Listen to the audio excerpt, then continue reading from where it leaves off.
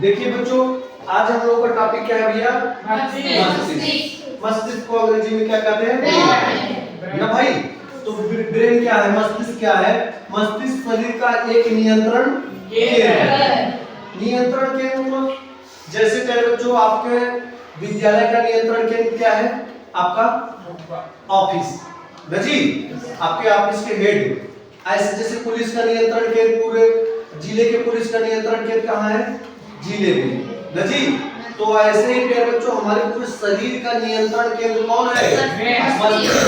सब यहाँ हमको भूख लगना, प्यास लगना, हमारे रक्त संचार और जितनी भी क्रियाएं हमारे शरीर में हो रही हैं, वो सब की उसका नियंत्रण केंद्र कौन है? मस्तिष्क। अगर नियंत्रण न रहता तो क्या होता?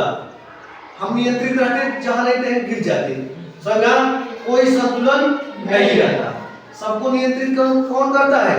मस्तिष्क। नियंत्रण केंद्र है जो विचार, भावना और व्यवहार को नियंत्रित करता है। हम कैसा विचार कर रहे हैं, क्या कर रहे हैं, अच्छा विचार कर रहे हैं, बुरा विचार कर रहे हैं, इसका नियंत्रण केंद्र कौन है? मस्तिष्क। और हमारी भावनाएं कैसी है? भावना का मतलब जैसे प्रेम, घृणा, नफरत, गुस्सा और दया, सहानुभूति, ये जो भावनाएं हैं, इनका नियंत्रण केंद्र कौन है? मस्तिष्क। समझा? और कैसा हमारा व्यवहार है, उसको कौन नियंत्रित करता है? मस्तिष्क। अब देखो मेरे बच्चों, मनुष्य के मस्तिष्क का वजन औसतन 1350 ग्राम होता है। पूरे शरीर के वजन का 2% भाग जो है क्या होता है? हमारा मस्तिष्क होता है। जैसे देखो मेरे बच्चों, अगर किसी का वजन 60 किलो है, 50 किलो करते हैं, 50 किलो है, 50 का 2%, 50 का 2%, 5 दूनी 10/10, मतलब 1 केजी का। कितने का? 1 केजी का मस्तिष्क होगा। लेकिन हम लोगों का जो है औसतन वजन कितना होता है बच्चों? 1350। हमारा मस्तिष्क पूरे शरीर के वजन का कितना होता है? 2% ना बच्चों। हमारे शरीर के वजन का 2% वजन किसका होता है? मस्तिष्क का। लेकिन मस्तिष्क प्यारे बच्चों, हमारे शरीर के जो रक्त होता है पूरा, उसका 20% अकेले यूज करता है। और जो ऑक्सीजन होता है, जो हम लोग ऑक्सीजन सांस लेते हैं, उसका 20% अकेले लेता है। समझ में आया? हमारा मस्तिष्क जो है, उसका वजन तो शरीर का कितना है? केवल 2%, लेकिन ब्लड और ऑक्सीजन कितना लेता है? 20%। समझ में आया बच्चों? अच्छा, और देखो क्या क्या काम करता है? यह देखने, सीखने, याद रखने और प्रतिक्रिया देने के लिए आवश्यक है। मस्तिष्क एक कोमल अंग है, बहुत ही कोमल अंग होता है। कपाल अस्थि क्रेनियम के नीचे स्थित होता है। क्रेनियम 8 हड्डियों का समूह है। और देख लो मेरे बच्चों, मस्तिष्क एक 3 परत वाली झिल्ली से घिरा रहता है, जिसे मेनिंजिस कहते हैं। इन परतों के नाम क्रमशः ड्यूरा मैटर, आर्कियाइड, पाया मैटर है। अब देखो समझ लो प्यारे बच्चों, ये देखो हमारा हेयर है, हेयर के नीचे स्किन है, स्किन के नीचे क्रेनियम हड्डी है, जो कपाल की पूरी हड्डी है, उसको क्या कहते हैं? क्रेनियम। ये कितनी हड्डियां होती हैं? 8 हड्डियां होती है। इस क्रेनियम के नीचे प्यारे बच्चों 3 परतों वाली एक झिल्ली होती है, जिसका नाम क्या है? मेनिंजिस। जिसका नाम क्या है प्यारे बच्चों? मेनिंजिस। अब तीनों परतों का नाम क्या क्या है? ड्यूरा मैटर, आर्कियाइड, पाया मैटर। समझा? Yes sir. जैसे देख लो प्यारे बच्चों, ये मस्तिष्क है, ये ऊपर वाली हड्डी क्या है? क्रेनियम हड्डी है। क्या है? क्रेनियम। तो बच्चों क्या हड्डी होती है? 8। अब इसके नीचे प्यारे बच्चों छोटी परत है, वो मेनिंजिस झिल्ली। मेनिंजिस झिल्ली। तो सबसे ऊपर कौन सा परत है प्यारे बच्चों? Dura mater. फिर उसके नीचे आर्कियाइड। सबसे नीचे प्यारे बच्चों पाया मैटर। अब इसके नीचे जो है प्यारे बच्चों सेरिब्रोस्पाइनल द्रव भरा रहता है। क्या भरा रहता है? इसके नीचे सेरिब्रोस्पाइनल द्रव जो है मैं बनाया हूँ, सेरेब्रोस्पाइनल द्रव है। द्रव रहेगा तभी ना मस्तिष्क आराम से बढ़िया सुरक्षित रहेगा। द्रव क्या करता है, हमारे शरीर को झटके से, चोट से क्या करता है, सुरक्षित रखता है। भाई कोई चीज बहुत कोमल है, उसके किनारे किनारे पूरा क्या भरा रहेगा, द्रव भरा रहेगा, तो क्या होगा, थोड़ा झटका लगेगा तो उसमें कुछ चोट नहीं पहुंचेगी। एकदम सूखा सूखा रहेगा तो थोड़ा सा झटका लगेगा, चोट पहुंच जाएगी। बहुत ही कोमल चीज अंग होता है, समझा। लेकिन काम क्या करता है, बहुत ही हार्ड काम करता है। देखने में बहुत कोमल, बहुत ही देखने में वास्तव में होता है, लेकिन कार्य क्या करता है, इतने बड़े बड़े कार्य कर देता है मस्तिष्क। समझ आ रहा बच्चों?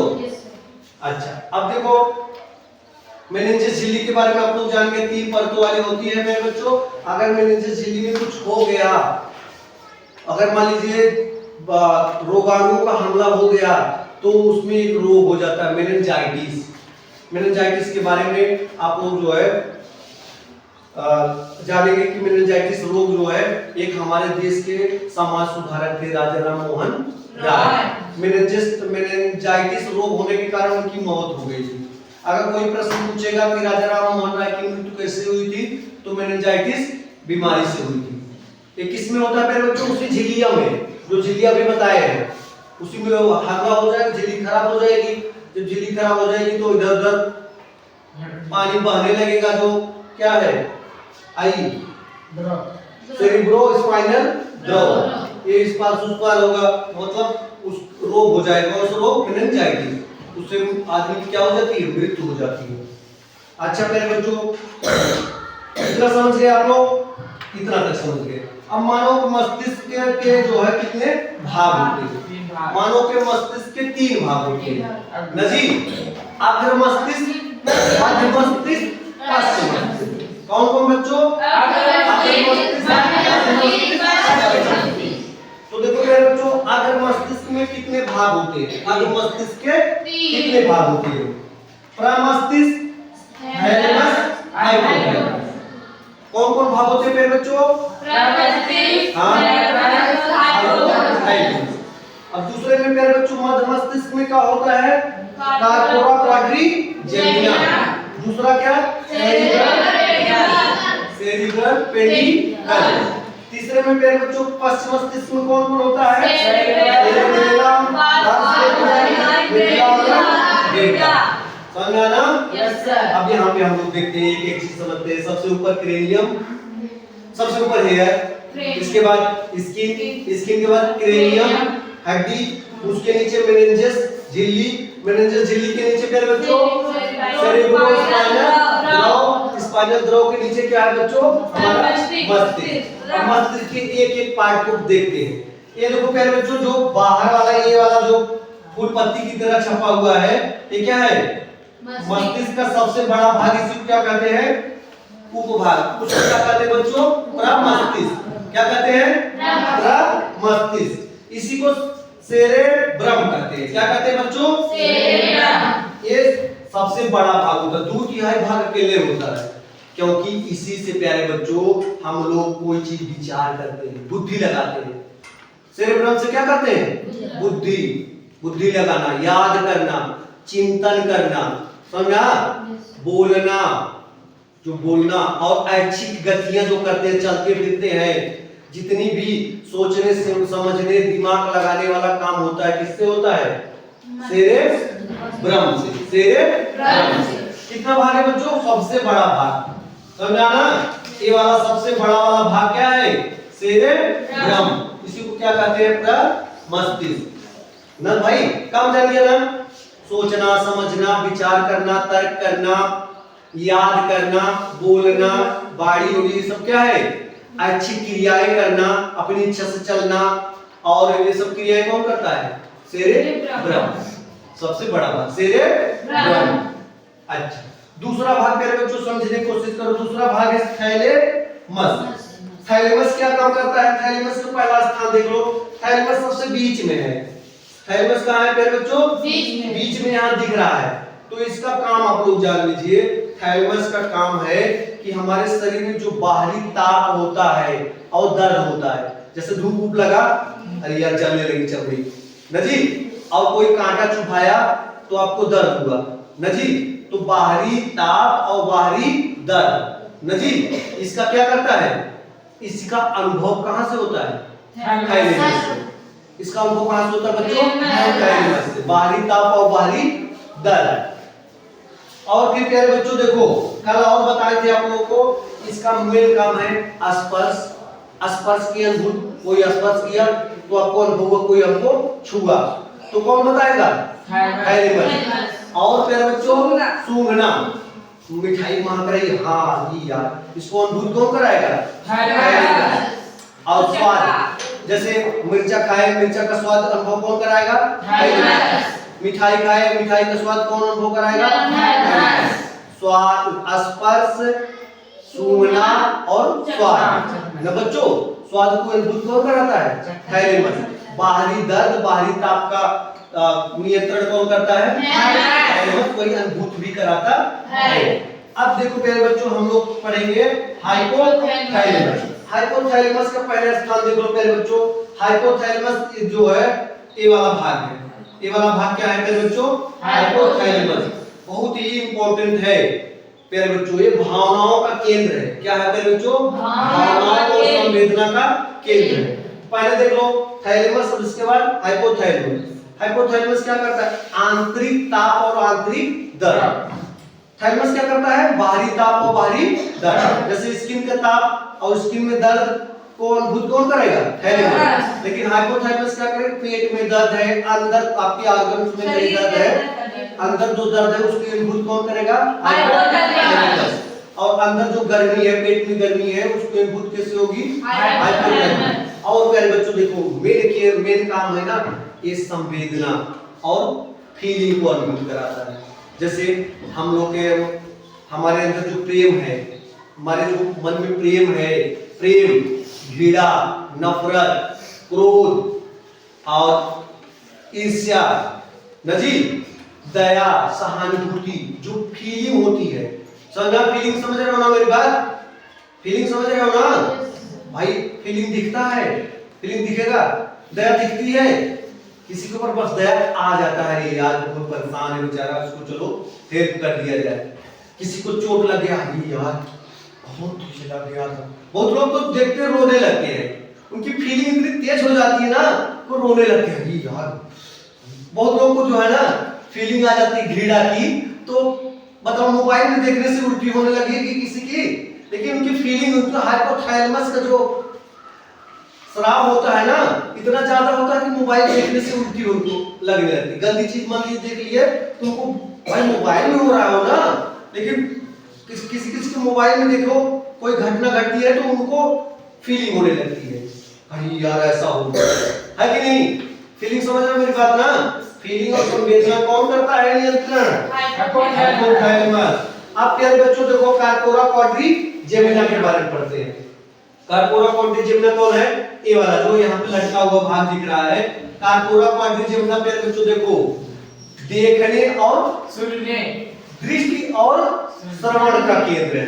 दृष्टि हम लोग देख लिए, आंख से देखिए ना, लेकिन हमको जैसे मान लीजिए हम सोनम को देखिए ना, तो कौन बताएगा कि सोनम को यही सोनम है, ये जाएगा दिमाग, अच्छा सोनम, ऐसा चेहरा सोनम का है।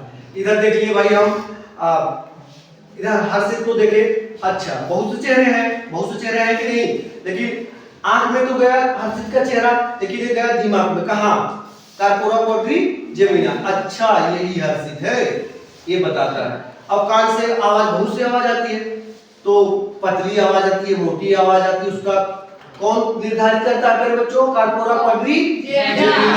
समझा कि नहीं। देखने और सुनने, देखने और सुनने का काम कौन करता है, क्वाड्रिजेमिना। भाई देखते तो हैं आंख से, कान में आवाज जाती है, लेकिन अनुभव कहां से होता है, दिमाग से, कार्पोरा क्वाड्रिजेमिना से। अच्छा मेरे बच्चों, और ये पांच मेरुगाई क्या है, पांच मेरुगाई मेरे बच्चों ये सफेद का है, सफेद वाला भाग जो आगे यहाँ क्या करता है, मेरुरज्जु से जुड़ता है, जो मस्तिष्क के पूरे जो भाग है उनसे जुड़ करके कहां जाता है, मेरुरज्जु से जुड़ता है। मेरुरज्जु क्या करता है का, कौन नहीं जी, कहाँ कार्पोरा क्वाड्रिजेमिना हुआ ना? Yes sir. अच्छा रिवर्स कार्पोरा क्वाड्रिजेमिना और इसके बाद सेरिबल पेंडिकल का काम है। सॉरी सेरिबल पेंडिकल का काम है प्यारे बच्चों, सेरिबल पेंडिकल का काम है कि मस्तिष्क के सभी भागों को कहां से जोड़ना? मेरु रज्जु से। सॉरी जो मैंने यहाँ बताया। अच्छा चलो आगे देखते हैं, यहाँ तक खत्म हो गया ना मेरे बच्चों? इनका काम है मस्तिष्क के सभी भागों को क्या करना? मेरु रज्जु से जोड़ना। मेरु रज्जु है ना? मेरु रज्जु कितने बच्चे समझ रहे हैं? जो मेरुदंड की हड्डी है ना, इसके अंदर मेरे बच्चों मेरु रज्जु पाया जाता है, उसी से आकर जोड़ देता है। पूरा मस्तिष्क से कहां जोड़ देता है? मेरु रज्जु में।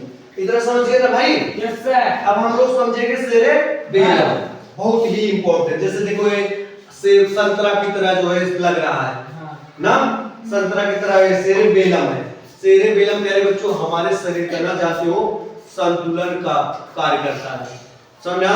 एक उदाहरण देखो जैसे आदमी जब शराब दारू या कुछ भी खा पी लेता है ना, तो सेरेबेलम क्या होता है?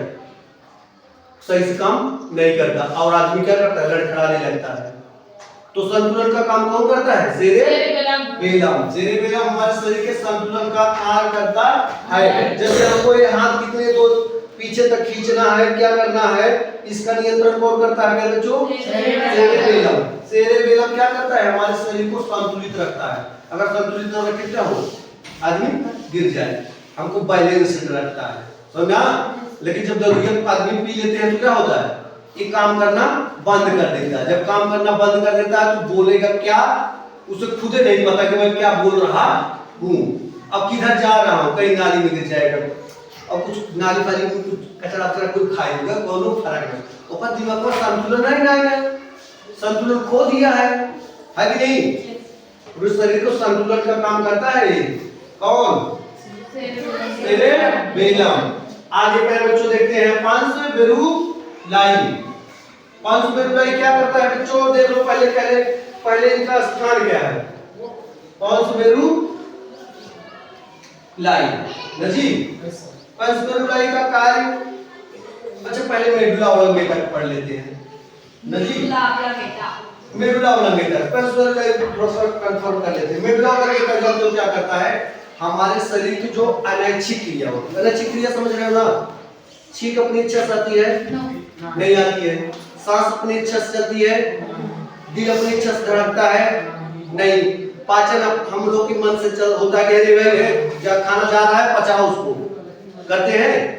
खून हमारे मन से चल रहा है कि भाई है खून यहाँ जाओ, यहाँ कम है यहाँ जाओ, ऐसे करते हैं? नहीं, वो अपनी इच्छा से करता है। तो इन सब का नियंत्रण का केंद्र कौन है मेरे बच्चों? मेडुला ऑब्लांगेटा ना जी। अच्छा मेडुला ऑब्लांगेटा समझ गए ना? हमारे शरीर का रक्त परिसंचरण, हृदय का धड़कन और श्वसन, पाचन और उत्सर्जन, छींकना ना, छींक अपनी मन से आती है, छींकना, इन सब का नियंत्रण कौन करता है? खांसी आना इनका नियंत्रण कौन करता है मेरे बच्चों? Medulla oblongata. अच्छा हमको याद हो गया। पांचवेरुलाई का तो क्या करता है? श्वसन क्रिया का क्या करता है? नियंत्रण करता है। अगर पांचवेरुलाई गड़बड़ हो गया तो क्या होगा? सांसें तेज चलने लगी या तो धीमे चलने लगी। कैसे चलेगी? श्वसन क्रिया का नियंत्रण करता है कौन? पांचवेरुलाई है वाला भाग, यही वाला बड़का। श्वसन क्रिया का क्या करता है मेरे बच्चों? नियंत्रण करता है। श्वसन क्रिया। अच्छा और क्या करता है बच्चों? और थोड़ा देख लो। पांचवेरुलाई करता है क्या करता है कि शरीर के किसी भी अंग से जो उद्दीपन मिलता है ना, उद्दीपन ये पहुंचाने का काम करता है, सभी भागों को पहुंचाता है। जैसे शरीर के विभिन्न भागों में जो उद्दीपन होता है, उत्पन्न होता है, उसको क्या करता है? उसको कहां भेजता है? पूरे मस्तिष्क में।